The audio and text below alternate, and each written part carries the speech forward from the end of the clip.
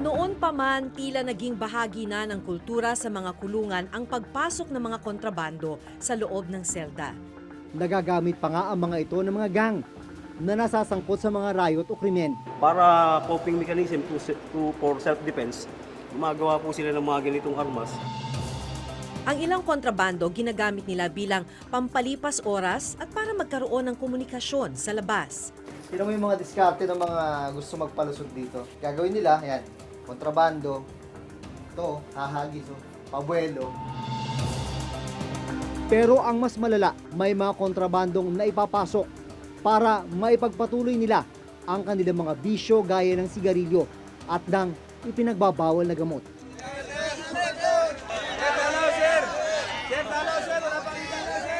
Paano kayo magkadalaw na may nakuha mang kontrabando dito pag kuhan? Hindi may ibang pangkat kami, sir, eh. Wala ko pakialam ng pagkat, kailangan linisin nyo sarili nyo. Tulad niya kami, sir, nagbabago kami, di ba? Oo. Sorry kung nagbabago kayo, pero dapat tulungan nyo kasama nyo magbago. Paano nga ba nakalulusot ang mga ito sa bilibid? Lalo na sa maximum security compound na dapat sana ay may pinakamahigpit na seguridad.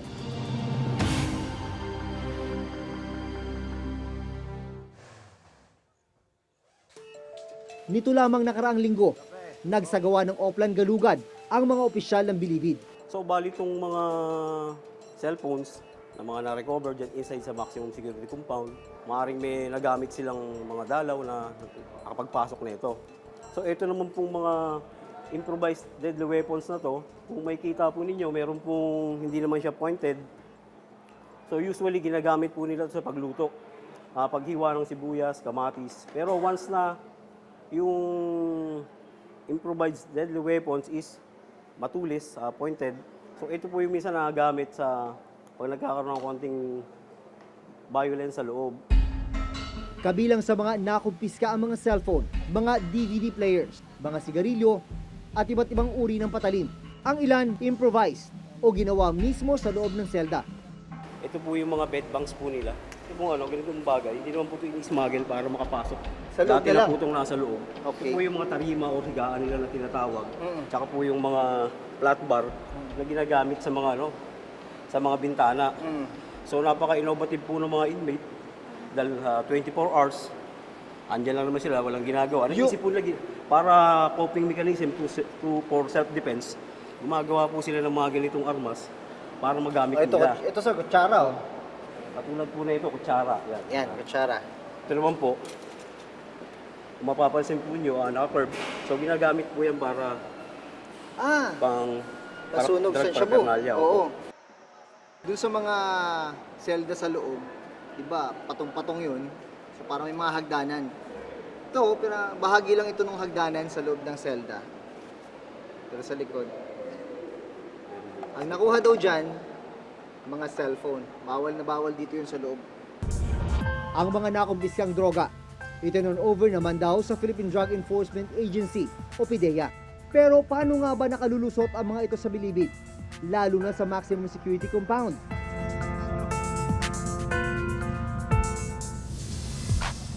Pinayagan ng reporter's notebook na makapasok sa maximum security compound ng bilibid kasama si Bucor Chief Ronald Bato de la Rosa. Ito yung maximum security compound ng New Bilibid Prison. Pero bago ka makapasok, isa, dalawa, tatlo. Tatlong gate mo na yung dadaanan at syempre, sasailalim ka sa mahigpit na security inspection.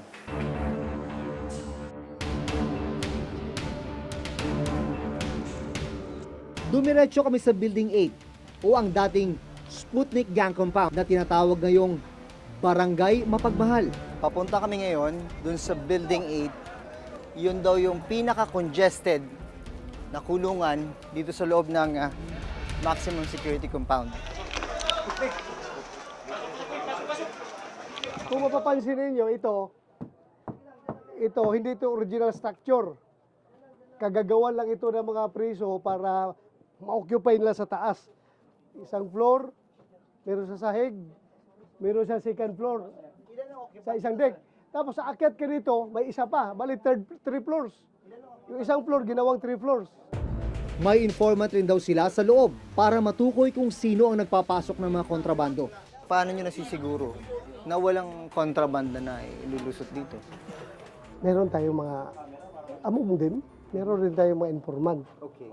At yun ang nagtitimbre sa atin na, sir, may gumagamit doon na cellphone. Alam ko may kontrabando doon. So, kaya meron tayong task force ukay-ukay. Ready yan to jump up anytime may information. Swoop down kagad namin yung silda na may information na may laman.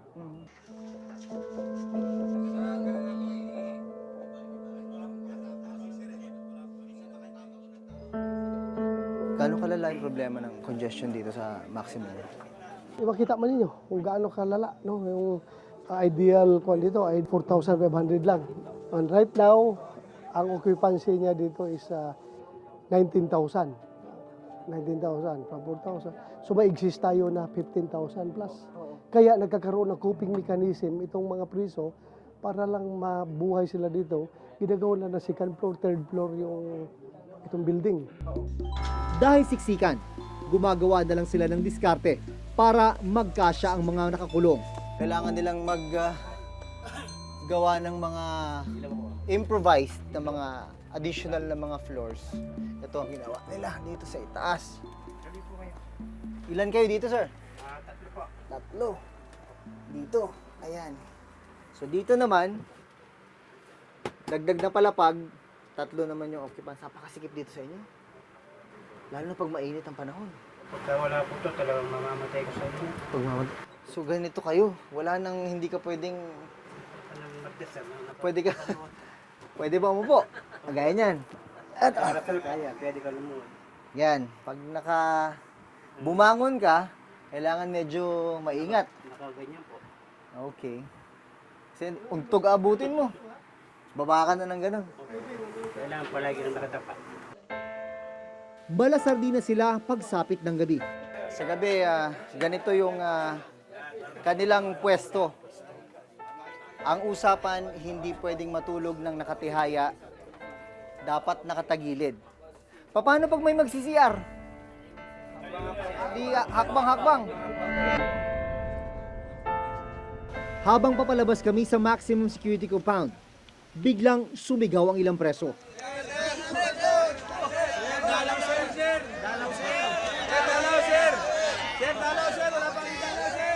Paano kayo magkadalaw na may nakuha mang kontrabando dito pag kuan? Siguruhin ninyo kapag magalugad wala makuhang kontrabando para tuloy yung dalaw ninyo.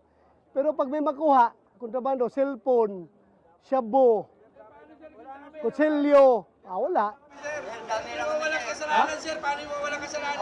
Ito nga, wala kang kasalanan, pero bakit pinabayaan mo yung kasamahan mo na gumawa ng kasalanan? Damay-damay kayo lahat. Ha? Damay-damay kayo lahat. Dapat, pag gumawa ng kasalanan ng kasamahan nyo, kayo na dapat magdisiplina. O, damay-damay kaya nga, damay-damay na rin na pagbantay. Bantayan yung kasamahan nyo, huwag gumawa ng kalokohan. Ay, imposible hindi nyo alam yan. Ha? Makatulog na kayo, nakadikit-dikit gano'n, no? Hindi nyo alam anong ginagawa ng kasamahan nyo. Hindi ba ibang pangkat kami, sir eh? Wala akong pakialam ng pangkat. Kailangan linisin yung sarili nyo. Tulad niya kami, sir. Nagbabago kami, di ba? Sorry kung nagbabago kayo, pero dapat tulungan yung kasama nyo magbago. Ang mga preso rito, hindi raw muna pala pinapayagang tumanggap ng dalaw. Bakit walang dalaw yung iba? Damay. Damay sa kasalanan ng iba? Kasi itong building na ito, nakuna ng kontrabando. Okay. Lahat ng occupant, walang dalaw. Bakit tila hindi maubos-ubos ang mga kontrabando sa kabila ng kaliwat ka ng pagsasagawa ng mga Oplan Galugad sa Bilibid? Nito lamang July 2018, ikinasa ng Bureau of Corrections kasama ang puwersa ng PNP Special Action Force ang Oplan Galugad sa Building 14 kung nasaan ang mga high-profile inmates at high-risk inmates. Nakumpiska ang samut-saring kontrabando gaya ng mga speaker, patalim, arnis, martilyo, lagari, mga ice pick at screwdrivers kasama na ang pera na nagkakahalaga ng 21,000 pesos, maging ang 40 gramo ng shabu. Pero sa ilalim ng pamumuno ni Bucor Director General Bato de la Rosa, sisiguruhin daw niya na maparurusahan ang sinumang inmate na magtatangkang magpasok ng kontrabando. Hindi mo pwede sa loob, ha? At maging ang mga kakonsyaba nilang mga opisyal ng bilibid. Kasi kung may makuha pang kontrabando, hindi ko lang alam kung saan kayo dalhin. Sa maximum, ibartolina kayo, walang epekto. Doon ko lang kayo siguro dalhin sa Building Zero, no? Building Zero. Nasaan yung Building Zero? Nandoon sa sementeryo. Nandoon ang Building Zero. Doon ko na lang kayo dadalhin kung may mahuli pa ako dito ng kontrabando. Katawa-tawa kayo, pero I'm serious. Dito lahat nilalatag yung mga dala ng mga dalaw. Chine-check isa-isa. Tubig, lahat ng pwedeng pagtaguan ng kontrabando, tinitignan ng mga tauhan ng BGMP. Yan, kagaya niyan, keso. Ito sir, ginagano na lang sir. Talagang isa-search to sir. Kasi baka nandito sa loob. Kasi pwede itong pasukan ng kahit anong something na shabu. Kasi maliit lang talaga yung shabu sir.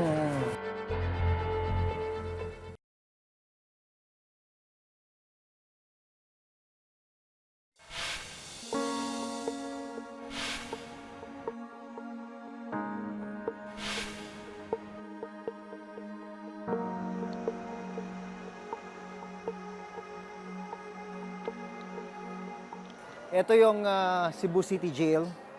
Pangalawa sa pinaka-congested na kulungan sa ilalim ng Bureau of Jail Management and Penology.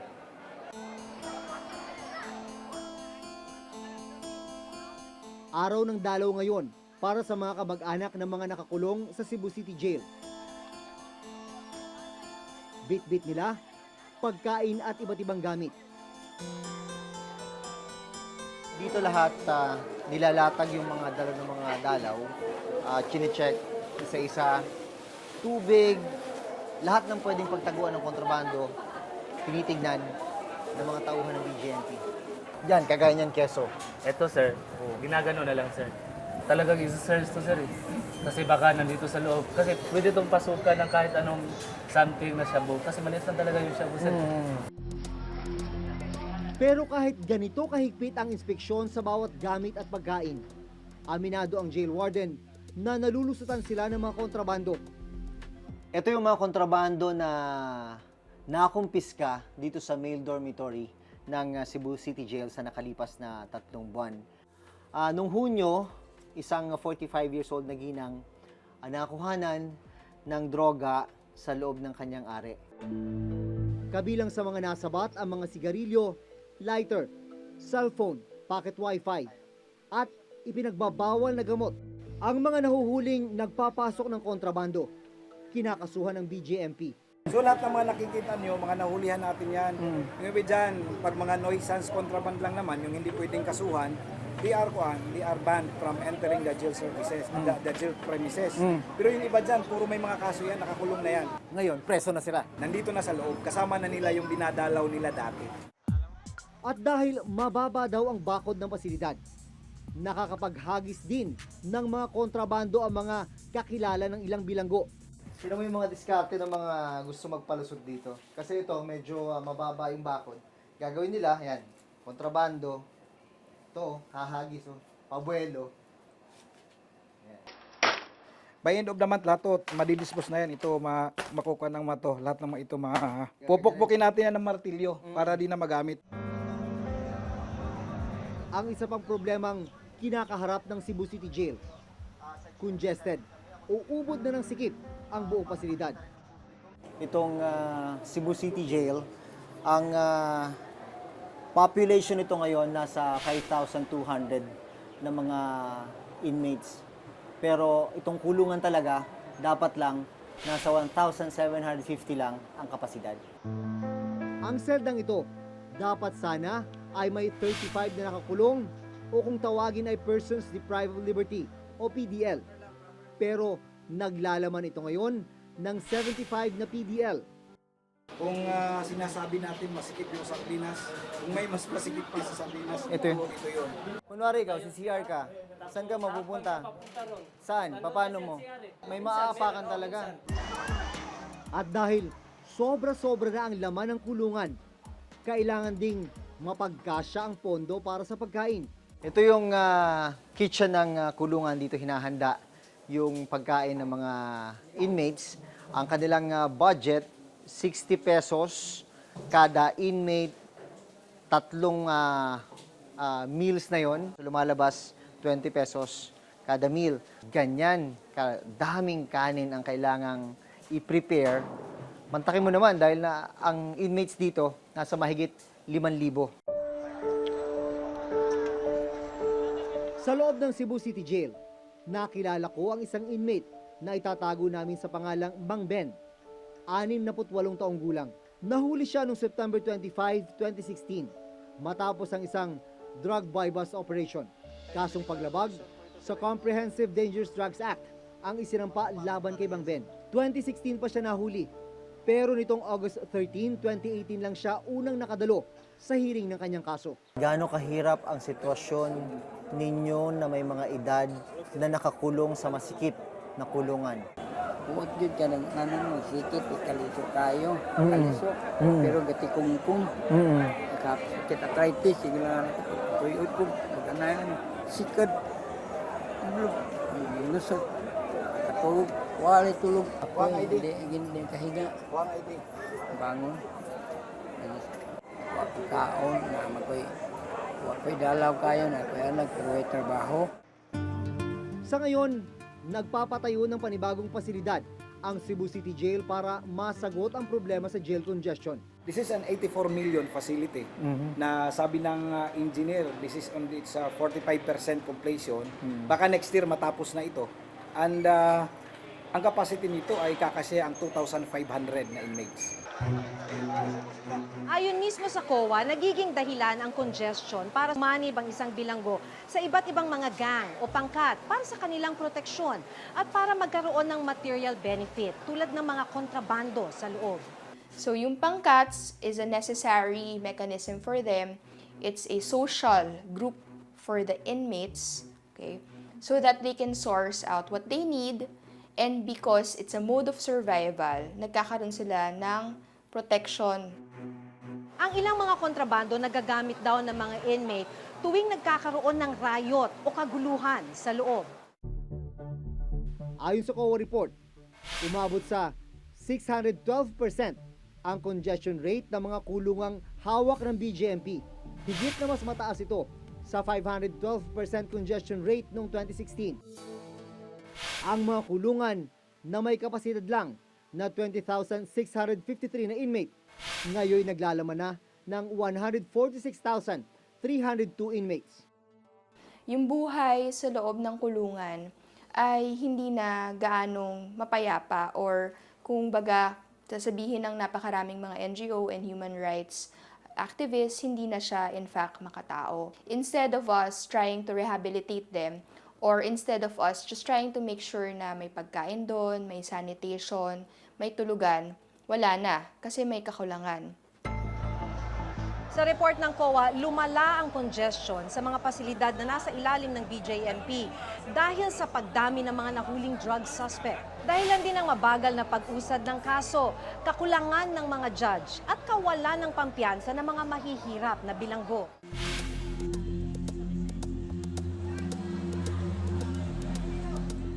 Pinuntahan din namin ang Quezon City Jail, ikatlo sa may pinakamalaking jail population sa bansa na hawak ng BJMP. 262 lang ang ideal capacity nitong Quezon City Jail kung pagbabasihan ang UN standard. Pero sa ngayon, meron na itong 4,727 na actual jail population. Katumbas ito ng 1,495% congestion rate. Aminado ang pamunuan ng BJMP. Nahirap silang kontrolin ang pagpasok ng mga kontrabando sa mga pasilidad na hawak nila. Continuous naman talaga yung pagkakandak ng Greyhound operations natin. Siguro, isa sa mga nakikita namin dahilan kung bakit may mga nakakapasok pa rin is yung struktura natin. No? Meron tayong mga facilities na mas matataas pa sa bakod namin yung mga bahay. Inihahagis nila papunta dun sa loob yung mga kontrabando. Kulang rin daw sila sa mga kagamitan na makakatulong sana sa pag-detect ng mga papasok na kontrabando. Meron tayo sana mga body scanners para sa mga bisita. no, na madaling makikita kung meron silang itinatagong mga illegal substance sa katawan o kaya meron pang ibang mga kontrabando.